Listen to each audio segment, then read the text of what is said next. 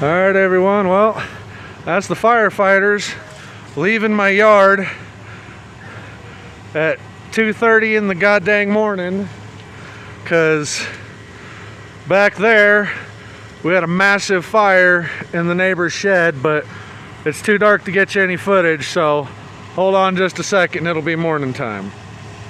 All right, just like that, it's daytime again.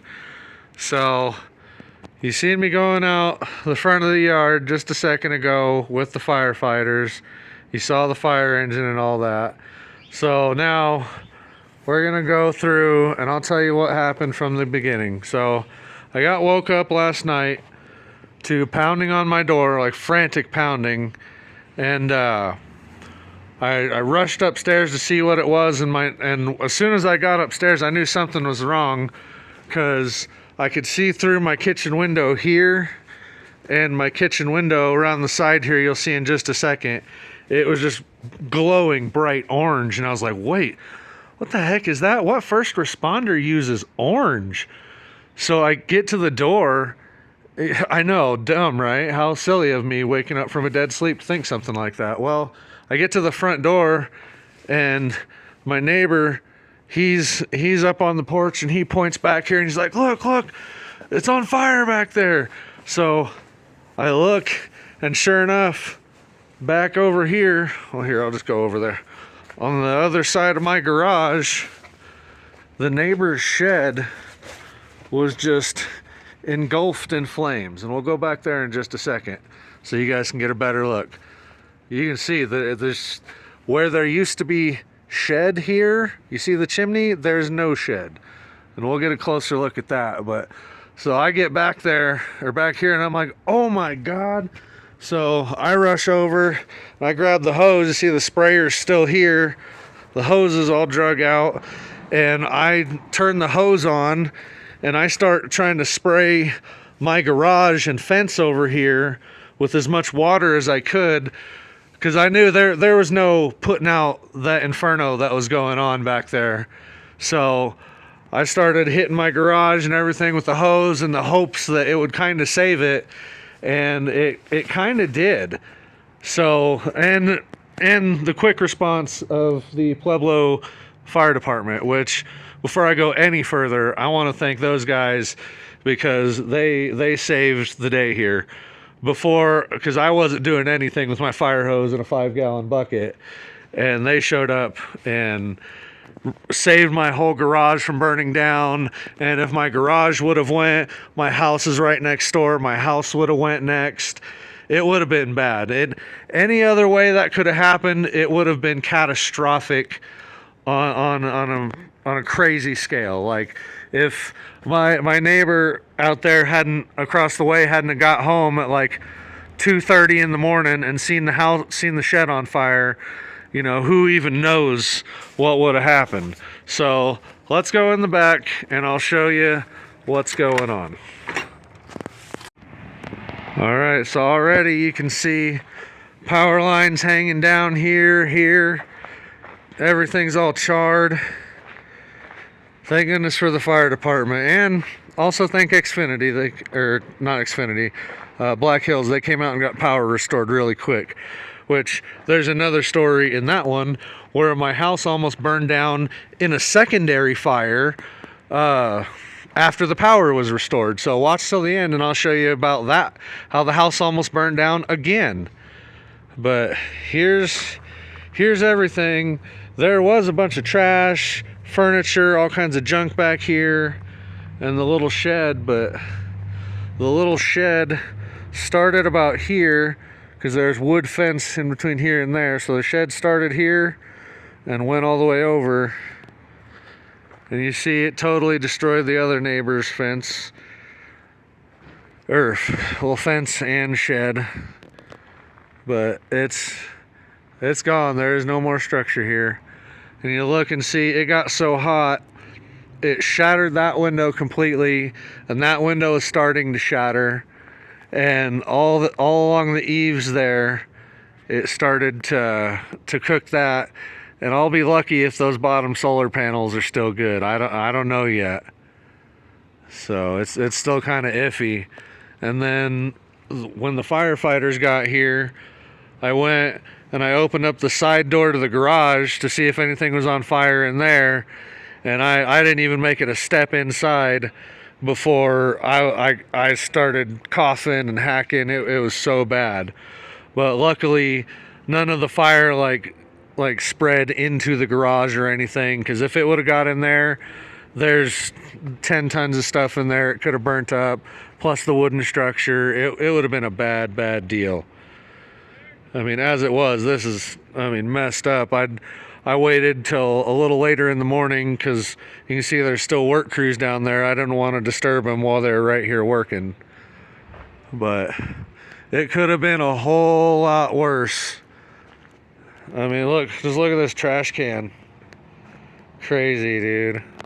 Oh my God. Look at all that. Just cooked it all.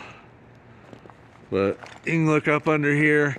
The firefighters had to get in with their big hooks, their bill hooks or whatever, and clear out all that soffit in there. And if you go inside the garage, you can see daylight through all that. Which kind of sucks, but it's better than having a burned down garage, man. Thank goodness for the fire department. That's one emergency service I will wholeheartedly support every day, all day. Firefighters are true heroes. So, oh my goodness. Well, that's the worst extent of the damage, guys. It's bad, but it could have been a lot worse. Neighbor lost his shed, and let's go into the story of what exactly may have caused this fire. That's going to be a fun one. So, for about the last year or so, the property owner here that I've known for a long time and thought I was good friends with, he's been renting to nothing but complete trap house gangbanger wannabes. And you can look in my previous videos, they've got this house shot up.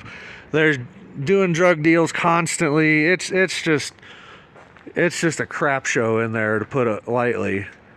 But about, I don't know, a little less than a month ago, they finally ran all the last of the dealers off, sealed the house up, and then the junkies used to come in through the back wall of this garage because it was just open to the street. They'd come in, or the alley, excuse me. They'd come in, go up to that back door, get their drugs, and then come right back out and either do them in the shed or come out and do them in the alley half the time. And it was just a nightmare to live with. You know, you guys can go see a lot of prior video of exactly that going on. But you know, like I said, a little bit prior, they'd got the house cleaned up and cleared out and boarded up, but they'd had a problem with people still trying to get into this shed constantly.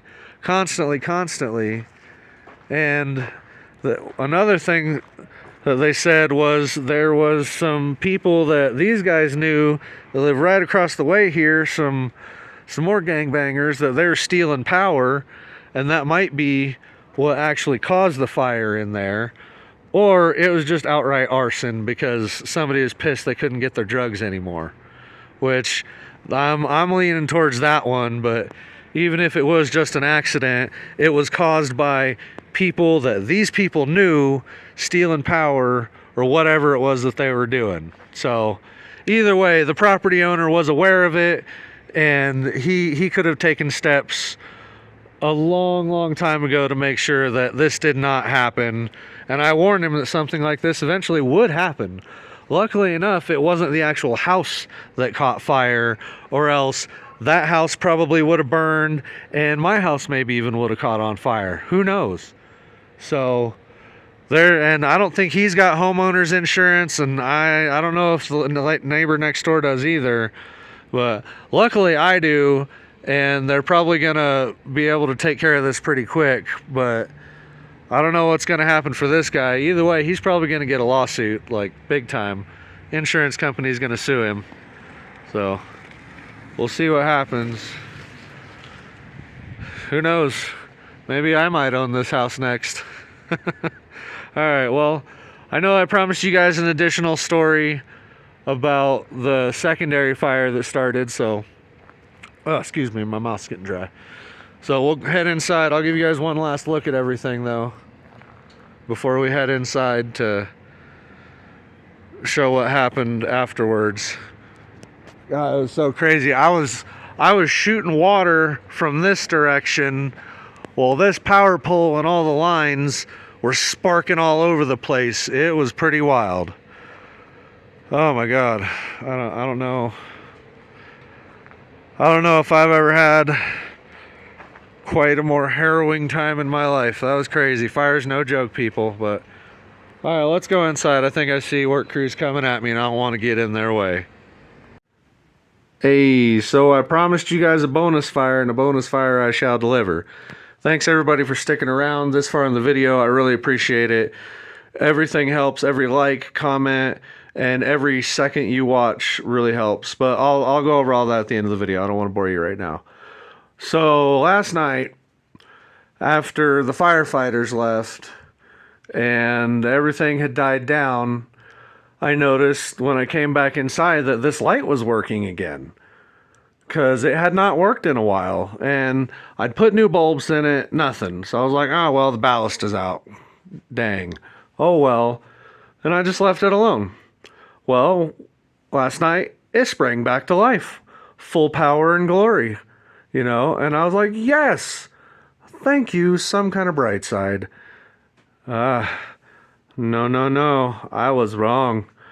So we go to lay down in the other room here in the basement, and we're laying there, can't sleep because of all the adrenaline, and then suddenly we hear a boom, and it sounded like something heavy had gotten dropped on the floor back here, and I'm like, oh, what now? What was that? And normally it's, you know, it's probably just my brother upstairs, but this time something told me to get up and check, and I was like, no, I gotta go. And I get to about the doorway right here where the stairwell is, and I noticed the light's not coming out of here anymore like it was, and I said, oh, that's not good. So I look back in here, and right around in there, there's just an orange, crackly glow, and nice sound and smell coming out of this whole area. And I'm like, oh my God, another fire. So I come over here, and I rip this down, and boom. You see it right in there. All that wiring was just on fire. I mean, like inches of flames on fire. And if I hadn't come in here when I did, it would have caught the wood above it on fire. Like, it would have been bad. And right next door here is the gas line to the house. So not only would that have started a gnarly fire right by the stairwell where the escape is, other than these old basement windows, which would have sucked, the whole house could have went boom. Like, big bada boom. And oh my God, like, thank goodness, you know, I was being vigilant and hadn't went to sleep yet. So I came in, ripped it down, you know, smothered the fire, had my girlfriend hold it while I went and shut off the power to it. And then I came in here with some cutters and just snipped that. So now there's just zero power running to it. And I'm going to, I don't know, do something with that power line. Maybe put another outlet in here or something. But no more life for you, Mr. Light. Oh my goodness. Well, that about does it for this video. Thanks for watching, everybody. I really appreciate it. Tell me what you think in the comments, like, subscribe, and you know, I do have homeowners insurance, thank goodness, but they mentioned something about $1,000 deductible, which I'm not excited about. So, you know, even just watching my content will help. You can donate and buy subscriptions to my channel. Anything is appreciated, because this could have been much worse, but it's still not good. You know, I've still got damage to take care of. I mean, I had all kinds of stuff in there that's probably gone. It's disgusting from smoke damage. So, you know, who knows? But tell me what y'all think, and I really appreciate everybody watching.